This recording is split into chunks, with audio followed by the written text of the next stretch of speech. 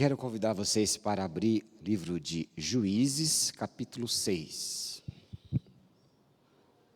Juízes, capítulo 6.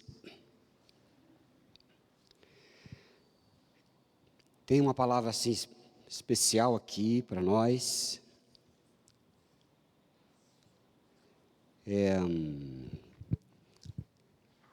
Esse texto já é autoexplicativo. Tem texto que a gente não entende, tem que explicar o contexto lá atrás, né? Mas esse dá para entender. Então acompanha aí, que diz assim a Bíblia: Fizeram os filhos de Israel o que era mal perante o Senhor. Por isso o Senhor os entregou nas mãos dos midianitas por 7 anos. Prevalecendo o domínio dos midianitas sobre Israel, fizeram estes para si, por causa dos midianitas, as covas que estão nos montes, e as cavernas e as fortificações. Porque cada vez que Israel semeava, os midianitas e os amalequitas, como também os povos do Oriente, subiam contra ele. E contra ele se acampavam, destruindo os produtos da terra, até a vizinhança de Gaza. Não deixavam Israel sustento algum, nem ovelhas, nem bois, nem jumentos, pois subiam com os seus gados e tendas e vinham como gafanhotos em tanta multidão que não se podiam contar, nem a eles, nem aos seus camelos, e entravam na terra para destruir. Que é um tempo em que Israel está sendo, já passou vários reis, já passou Josué, já passou bastante história na vida daquele povo de Israel. E o livro de Juízes, ele é um tempo em que, de 40 em 40 anos da história de Israel, acontecia de que Deus levantava um profeta para julgar o povo, ou administrar aquele povo. Deus levantava um profeta. E aqui, como Israel já estava meio deixada, meio entregue, ficaram nas mãos dos seus inimigos. E Israel sempre produzia bastante. Quando produziam bastante, vinha então, os inimigos sabiam, olha, veio a safra dos israelitas. E diz aqui a história que eles vinham para cima de Israel como uma nuvem de gafanhotos. Porque gafanhoto, você sabe que destrói tudo, né? Você lembra no começo da pandemia, que além da pandemia tinha os gafanhotos lá no sul? Todo mundo ficou com medo dos gafanhotos e começou a falar tudo, né? Que era Apocalipse chegando, que era o Apocalipse, né? Os últimos tempos, que estava se cumprindo tudo. Eu não duvido que esteja se cumprindo muita coisa. Mas o gafanhoto, se subisse mais, se não tivesse tido o poder de estancar aquilo, faria o estrago daqueles. E disse que os gafanhotos lá eram os cavalos, né, irmão? Diz que eram os gafanhotos cavalos, né? A gente não sabe. Mas aqui Israel dizia assim, olha, eles destruíram tudo como gafanhoto, não sobrava nada. Verso 6, assim Israel ficou muito debilitado com a presença dos midianitas. Então os filhos de Israel clamavam ao Senhor. Ficaram debilitados. Então só presta atenção. Toda vez que nós deixamos o caminho do Senhor, nós ficamos debilitados. É simples. A debilidade vem. Às vezes nós experimentamos momentos de prosperidade, deixamos o caminho do Senhor, mas não tem jeito. Logo, logo, fica debilitado. E como eles estavam debilitados, no versículo 1, fizeram que era mal perante o Senhor. No verso 6 estavam clamando, porque estavam debilitados. Tendo os filhos de Israel clamado ao Senhor por causa dos midianitas, o Senhor lhes enviou um profeta. Ele lhes disse: assim diz o Senhor Deus de Israel: eu é que vos fiz subir do Egito e vos tirei da casa de servidão. Vos livrei da mão dos egípcios e da mão de todos quantos vos oprimiam, e os expulsei de diante de vós, e vos dei a sua terra. E disse: eu sou o Senhor, vosso Deus. Não temais os deuses dos amorreus, em cuja terra habitais. Contudo, não destes ouvidos à minha voz. Deus enviou um profeta, e o profeta disse para aquele povo: eu é que vos fiz subir. O povo deixa a Deus, o Senhor, porque confia em si mesmo. Eles acham que a vitória foi deles. Deles foram a vitória. Eles acham que ali a inteligência, a força, os exércitos davam a vitória. Mas o Senhor faz a questão de mostrar ali que não eram eles que saíram do Egito, nem tiveram poder. Ele estava fazendo a questão de mostrar que é Ele quem faz as coisas na vida do seu povo. É Ele quem opera na vida do povo. E aí vem, quanto menos força o ser humano tem, mais força o Senhor pode dispensar. Ele falou: eu é que fiz, não foi Moisés, não foi o patriarca de vocês. O nosso Deus, ao longo da história, sempre pegou para agir os fracos e debilitados. Moisés foi pego. Moisés era fraco. Ele precisava de Arão. Ele sempre pega o fraco.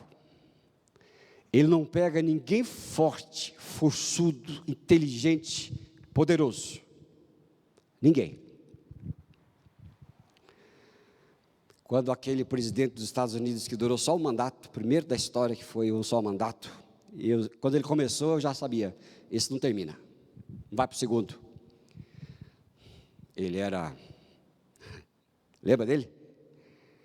Ele andava assim, né? Nariz empinado e bico para frente.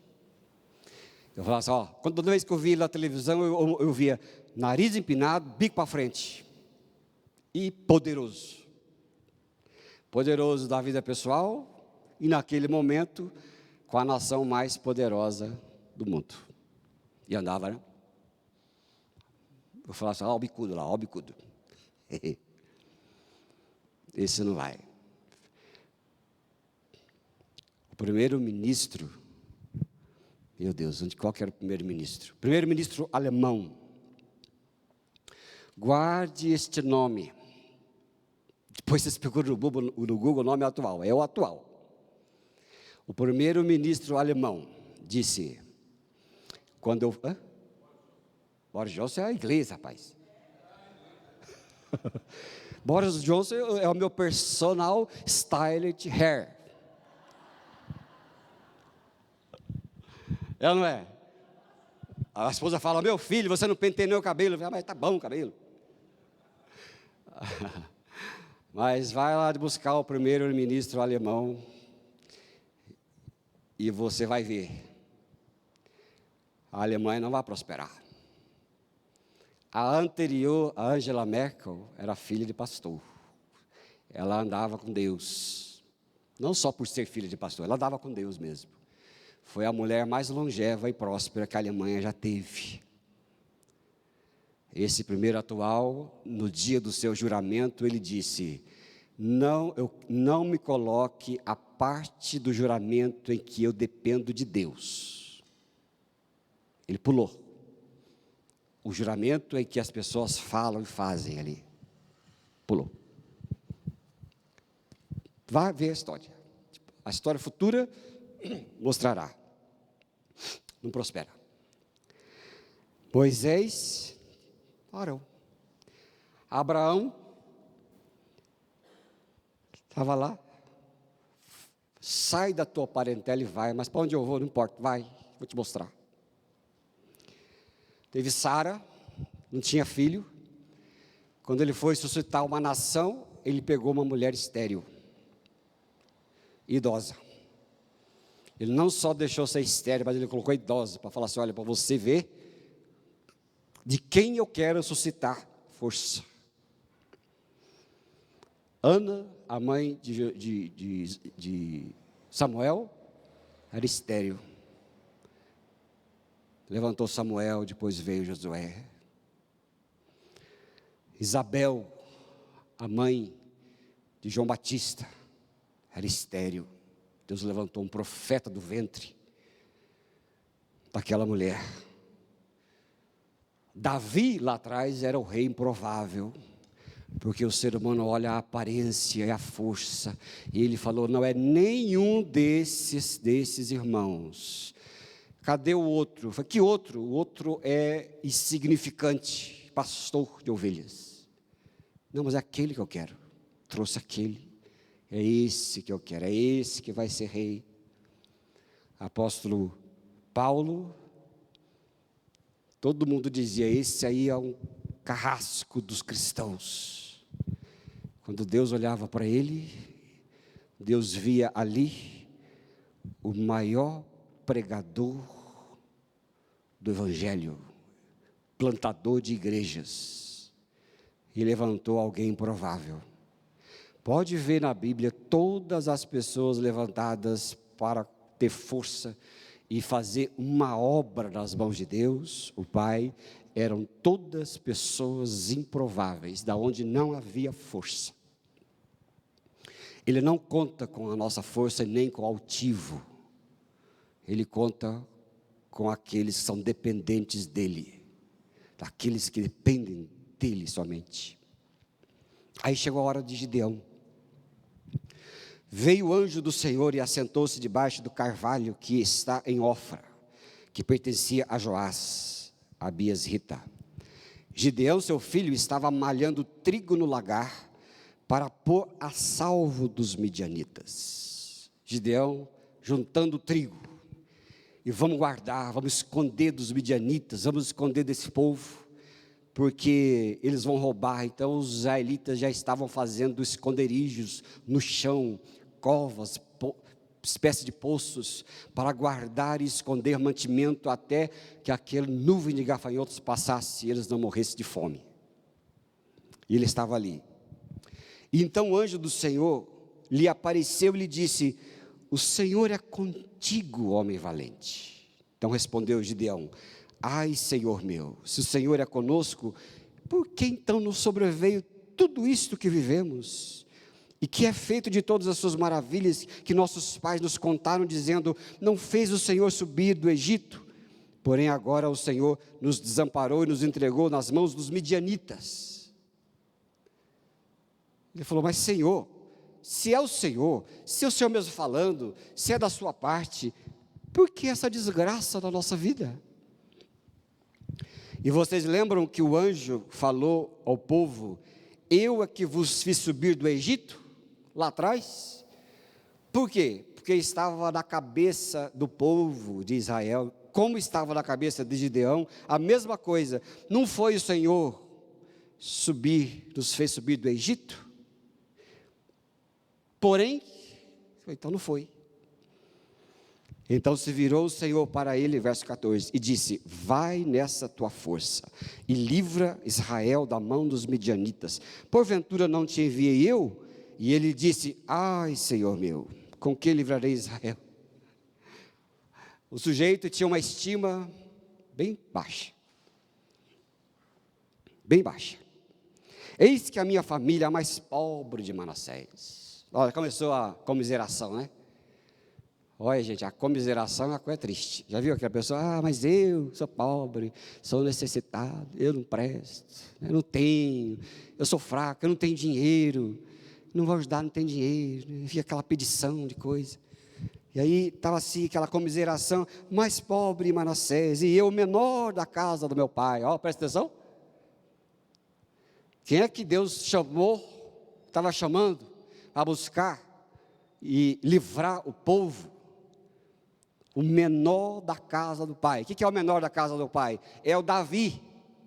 É o Davi da família. É o pequeno. Por isso ela estava, não eu. Por que não os meus irmãos? Seus irmãos nos servem. Seus irmãos sabem o que fazer. Seus irmãos eram de Manassés. Manassés é grande, não é? Manassés na Bíblia é grandeza. Mas ele fala, eu sou o menor. Não serve. Você veja que tem uma coisa bem diferente entre como nós nos vemos e como Deus nos vê. Como nós nos vemos e como Deus nos vê. Já parou para perguntar isso? Como você se vê? E como você acha que Deus vê você? Como você se vê? Um pequeno, um inútil, alguém que não presta, que não vale nada, alguém que é fraco, que não é inteligente, alguém que não tem força, alguém que não tem dinheiro, alguém que não faz isso, aquilo outro. Quem é você? Como você se vê? Porque às vezes como nós nos vemos, traça o rumo da nossa vida, da nossa história. Como a gente se vê, será o que vamos viver na plenitude desta vida. Eu nem gosto de aquela palavra, vamos deixar legado para os outros, os outros que vai receber legado depois. Legado você não deixa, legado é os outros que reconhecem. Quem quer deixar legado, não deixa legado nenhum, vocês sabiam disso? Ninguém vive uma vida, uma história, dizendo assim, eu vou deixar um legado. Isso não existe, porque quando você traçar um caminho de deixar legado, esquece que você vai estragar tudo. Você vai estragar tudo.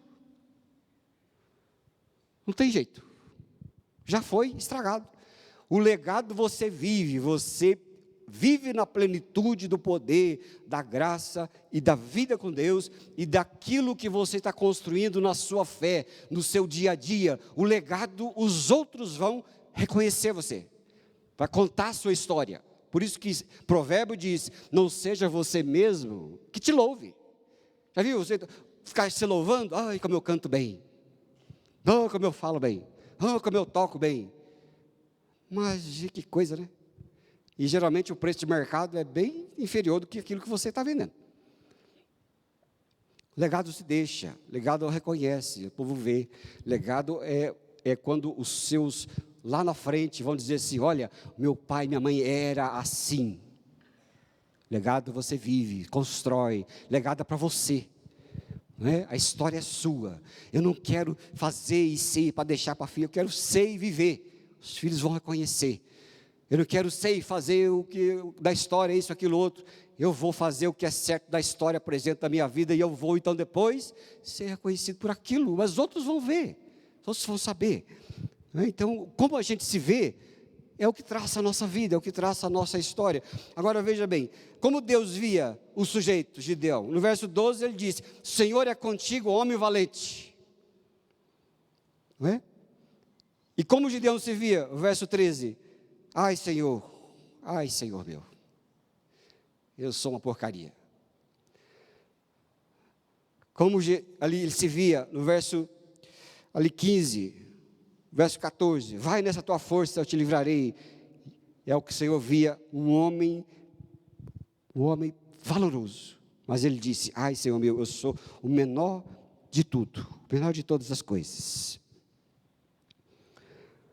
Não é assim, né? Quem você se vê?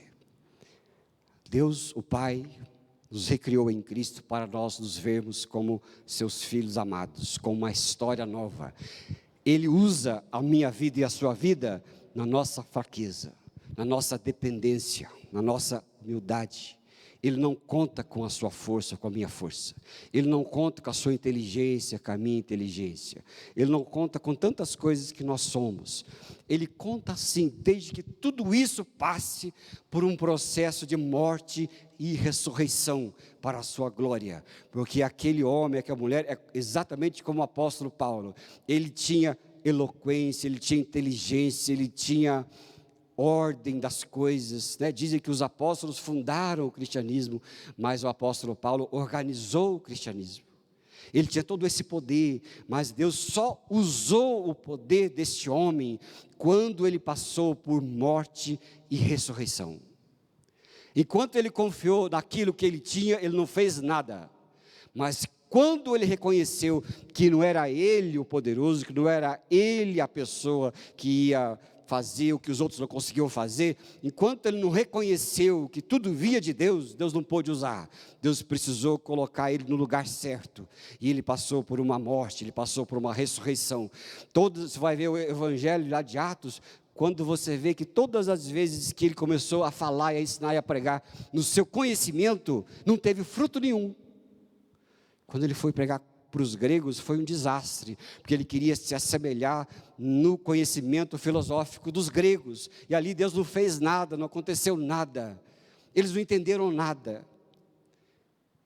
Mas aí para frente, ele reconhecendo a sua derrota, ele disse: nada mais me proponho a saber entre vocês, a não ser Cristo e este crucificado, que é poder de Deus para todo aquele que crê.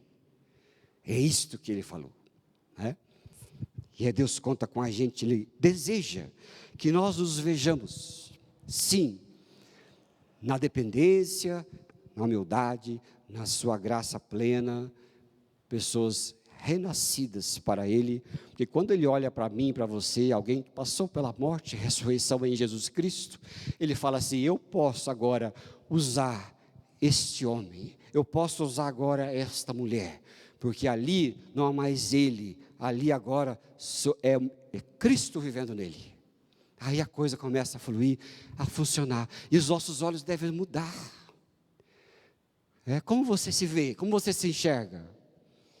Você deve se ver como alguém em Cristo Jesus, com uma nova história. Você não deve se ver como alguém dizendo: ai, meu Senhor, eu não sou ninguém. Não, não é isso que Ele quer. Você não deve se ver: ah, eu sou mais pequeno, menor ou mais fraco. Não, não é assim que Deus quer ver você. Não é assim que Deus quer que você se veja, porque Ele não vê mais você assim, não me vê mais assim. Ele pode mudar a sua história e a sua vida, e você deve reconhecer a sua história e a sua vida. Olha lá em 1 Coríntios 1, verso 18 a 28, presta atenção. 1 Coríntios 1, verso 18 a 28, vou ver aqui na Bíblia.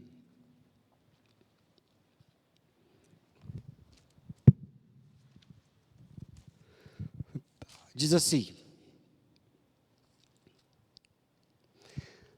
certamente a palavra da cruz é loucura para os que se perdem, mas para nós que somos fracos, poder de Deus. Pois está escrito: destruirei toda a sabedoria dos sábios e aniquilarei a inteligência dos instruídos. Onde está, ó sábio? Onde está, ó instruído? Onde está o inquiridor deste século? Porventura não tornou Deus louca a sabedoria deste mundo? Visto como na sabedoria de Deus, o mundo não o conheceu por sua própria sabedoria. Aprove a Deus salvar os que creem pela loucura da pregação, porque tanto os judeus pedem sinais, como os gregos pedem sabedoria, mas nós pregamos a Cristo crucificado, escândalo para os judeus, loucura para os gentios, mas para os que foram chamados, tanto judeus como gregos, pregamos a Cristo, e poder de Deus e sabedoria de Deus, porque a loucura de Deus é mais sábia do que a dos homens, do que a sábia dos homens, sabedoria dos homens, e a fraqueza de Deus é mais forte do que os homens. Deus aniquilou toda a sabedoria deste mundo para trazer Ele mesmo, o poder dele para nós. Toda a Bíblia aponta para Jesus Cristo. Quando Ele colocou lá na Bíblia a essas pessoas que eu falei para vocês, Abraão, Sara, Ana, Isabel, Davi, e essas pessoas todas aí, que eram improváveis, todas essas pessoas, na sua fraqueza humana, apontavam para Jesus Cristo, porque não seria a força do ser humano que iria fortalecer e mudar a estrutura deste mundo. Todas as pessoas fracas apontavam para o Senhor Jesus. Ele dizia, porque Jesus é poder de Deus para os que creem e aniquila toda a sabedoria das pessoas. Todas elas apontam para Jesus. Jesus é o tudo de Deus para nós. É Ele vivendo em nós, como o tudo dele, para que você e eu possa dizer, não é a minha força, não é a minha inteligência, não são as minhas intervenções que mudam a minha vida, que mudam a minha família, que mudam isso, aquilo, outro. Não sou eu. De vez em quando eu pego uma, geralmente isso é mais característica que eu peguei assim, da mulher, né? A mulher, ela tem mais aquele senso de, quero consertar tudo, né? Vocês não concordam com o problema de vocês? Mas eu quero consertar, eu quero fazer as coisas, consertar tudo, aquela coisa toda. Geralmente faz isso. E aí o que acontece? Vem a frustração depois, vem a decepção depois. Ninguém reconhece o que eu faço, ninguém reconhece o que eu fiz, ninguém reconhece o que eu dou. E tem aquelas que querem resolver o problema da família inteira, né? Tem uma pessoa, uma irmã, uma pessoa que falou assim, pastor, eu sou como uma esponja, eu absorvo tudo de mim. Eu falei assim, meu Jesus, minha filha, não faça isso não. Não absorva você não, entrega para Jesus, deixa que Ele absorve. Não dá para você, é muito pesado para você resolver o problema de todo mundo. Vê aquela sujeito que fica se batendo para lá e para cá, e é que nem doido, que nem louco, que nem louca. Eu faço isso, faço aquilo outro, e pula, e vai, e quanto mais pula, mais cansado fica, e quanto mais, né? E fica irritada com quem não pula também, né? Geralmente olha para os homens, para os maridos, esse monte aí, né? Já falou? Esse monte aí, né? Os antigos falavam mais isso do que os modernos. Os modernos não falam monte, eles falam de outro jeito. Eles falam mais moderno, né? Porque irrita quem não faz nada, né? E o evangelho é isso, meus queridos. O evangelho é descansar no poder de Deus. E o religioso fica irritado com quem não faz nada. Falar para o religioso descansar no Senhor é problema. É bem problema. Mas o evangelho é isso, né? Deus quer nos aniquilar. Diz assim, meu filho, você não pode mesmo, descansa em mim, confia em mim. Ah, mas eu sou problemático. Você não é problemático, confia em mim. Homem valente, mulher valente, confia em mim, porque Deus levanta as loucuras deste mundo para confundir as sábias. O sucesso de gente improvável irrita o esforço dos inteligentes, dos trabalhadores, dos esforçados. Eles não suportam ver um sujeito descansado prosperar, porque a força dele é o que levou ele a conquistar tudo que tem. Mas aí Deus queria falar por cerca dessas pessoas.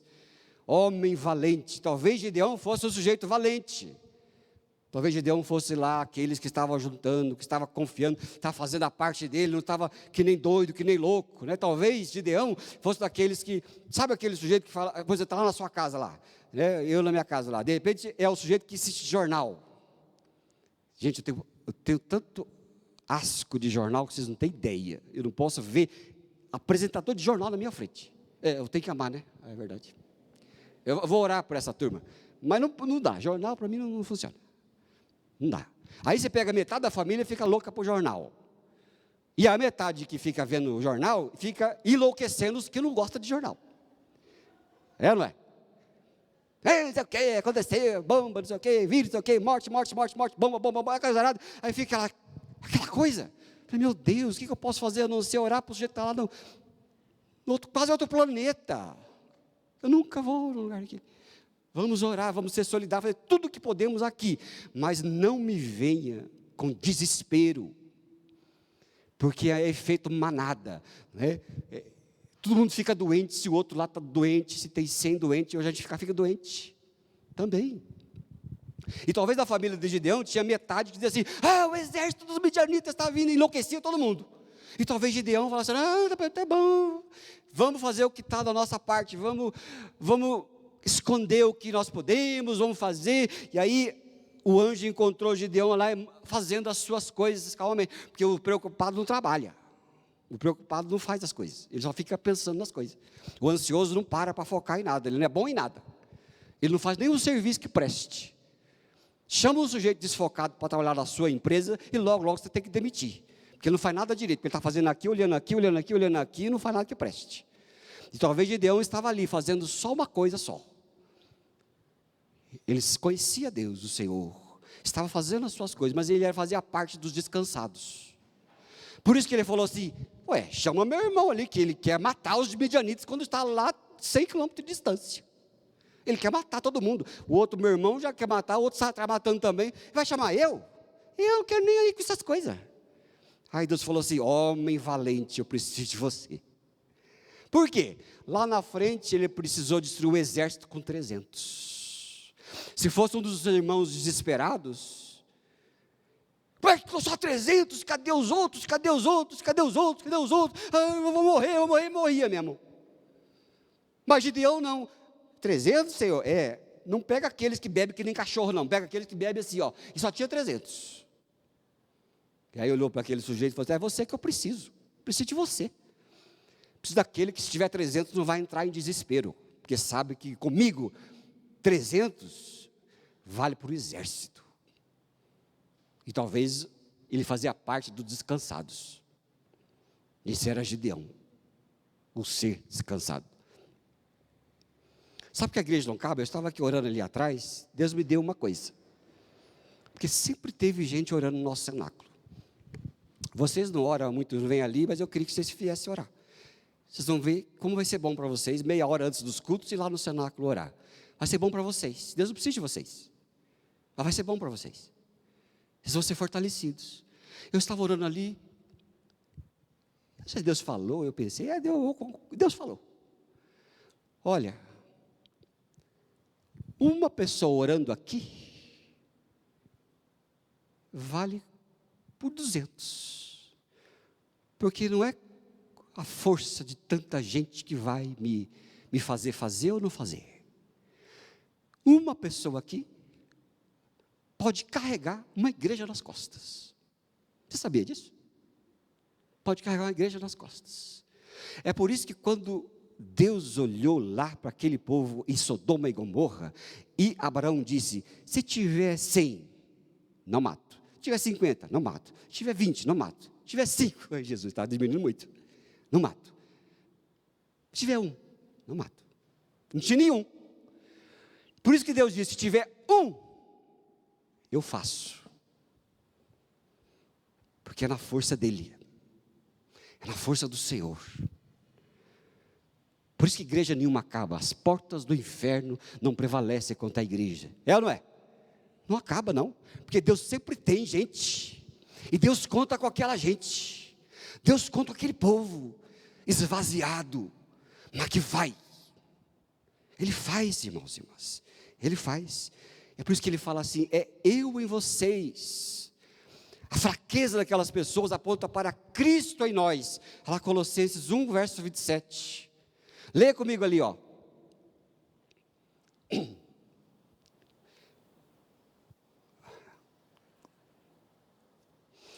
Vamos lá? Aos quais Deus quis dar a conhecer qual seja a riqueza da glória deste mistério entre os gentios, isto é, vós, Cristo em vós, Cristo em vós, Cristo em mim. O esvaziamento produz Cristo em nós. Tudo que funciona na nossa vida é Cristo em nós. Por isso que lá no primeiro verso, fizeram mal o que era perante o Senhor. E lá no verso 6, ficaram debilitados. Toda vez que você confia em você mesmo, Cristo não está em você, agindo. E vai ficar debilitado. Mas quando você não tiver força, não tiver sabedoria, quando você não tiver confiando em si mesmo, meus irmãos e irmãs, Cristo vai ser em vós, em mim e em você, o poder de Deus que arrebenta, que pisa na cabeça do diabo. Mas não vai na força do seu poder. Na nossa fraqueza, Deus põe a sua força. Nunca na nossa força. Nada temos, nada possuímos. E se temos alguma coisa, tem que passar por morte e ressurreição.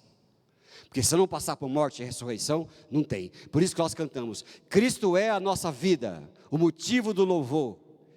Pois morreu a nossa morte, para que vivêssemos a sua vida. É a vida dele em nós. Como que ele quer te ver? Ele quer te ver de uma história mudada. Não, ai meu Senhor, mas sim meu Senhor. Não, eu sou o menor da sua casa. Não, Senhor, eu sou o amado da sua casa. Porque lá em 2 Coríntios 5:17 diz o quê? Que vocês lembram? Quem lembra? Assim, se alguém está em Cristo, é nova criatura. As coisas antigas já passaram. E eis que tudo se fez novo. Meu filho, minha filha, ou minhas ovelhas, eu me senti tão bem hoje, porque hoje vocês nos deram um presente pelo dia do pastor, né? Muito obrigado. Vocês não sabem quem nos deram?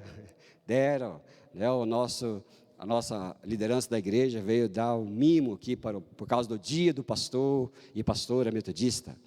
Né? Então, muito obrigado pelo presente, vocês não sabem, né? Faz o que eu faço para minha esposa quando ela dá presente. Viu, o que é que você deu mesmo? Ela vai lá, compra um presente, nem sei o que é. Ela vai lá e compra, né? E eu nunca sei o que é. Viu, o que é que nós demos para eu poder falar? Aí ela fala: vocês nos deram um mimo muito gostoso, né? Duas gravatas boas, acho que foi recado. Deram duas gravatas? Então, acho que foi recado para nós, né?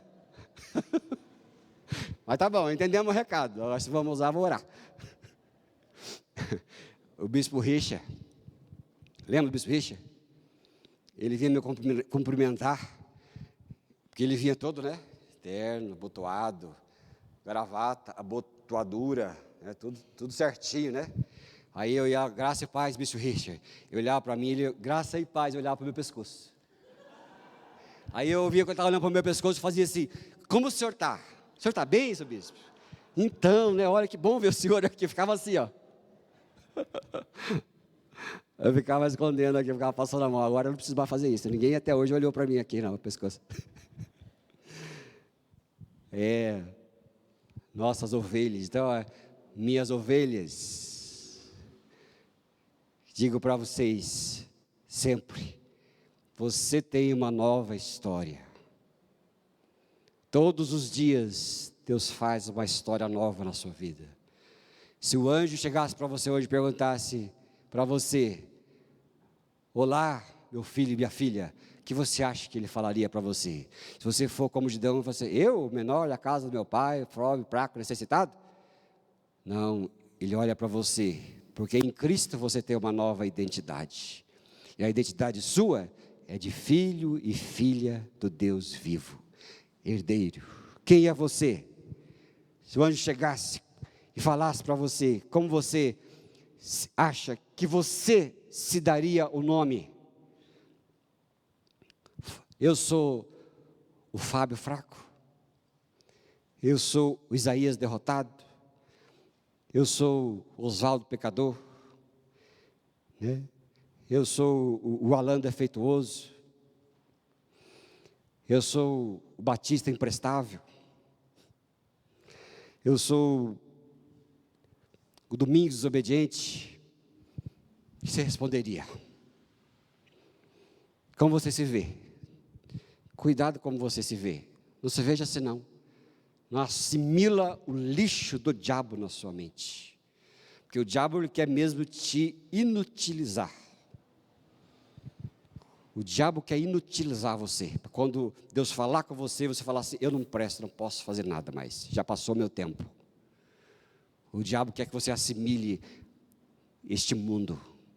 Mas Deus não é deste mundo, nosso Pai é outro mundo. Como é que Deus te chamaria? Vou ler o último verso aqui. Vamos ver Efésios capítulo 2, verso 4 a 7. Olha o que a palavra diz aí. Efésios 2, 4 a 7. Deixa eu olhar primeiro aqui na minha aqui, para eu ter uma visão geral. A palavra é maravilhosa, o que Deus tem para nós.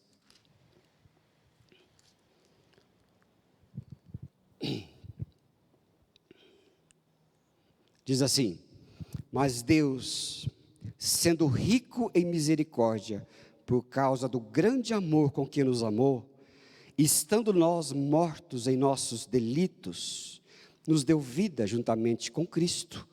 Pela graça vocês são salvos, e juntamente com Ele, nos ressuscitou e nos fez assentar nos lugares celestiais em Cristo Jesus, para mostrar nos séculos vindouros a suprema riqueza da sua graça, bondade para conosco em Cristo Jesus. Porque é assim que vocês são salvos.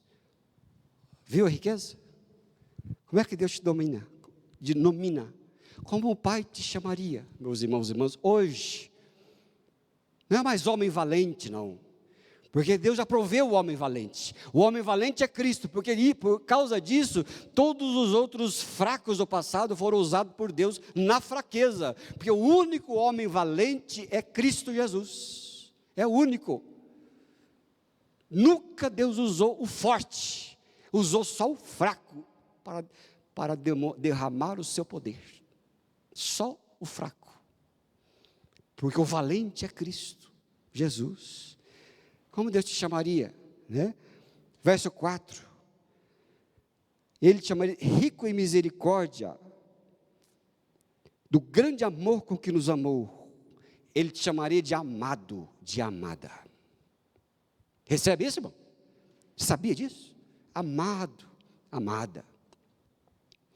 No versículo 5, ele te chamaria de vivificado, ou com vida plena, porque ele falou ali, no versículo 5, nos deu vida juntamente com Cristo, ou outra versão, ele nos vivificou. Ele faria você amado, você é vivificado. No versículo 6, primeira parte, ele diz, juntamente com ele nos ressuscitou, ele te chamaria de ressuscitado. Amado, vivificado, ressuscitado. Ou você não sabia que foi ressuscitada juntamente com Cristo? Você acha que a ressurreição foi a de Jesus, 2000 anos atrás, como muita religiosidade vai fazer nessa semana? Que vai comemorar a história de alguém lá atrás, de um ser na história? Não.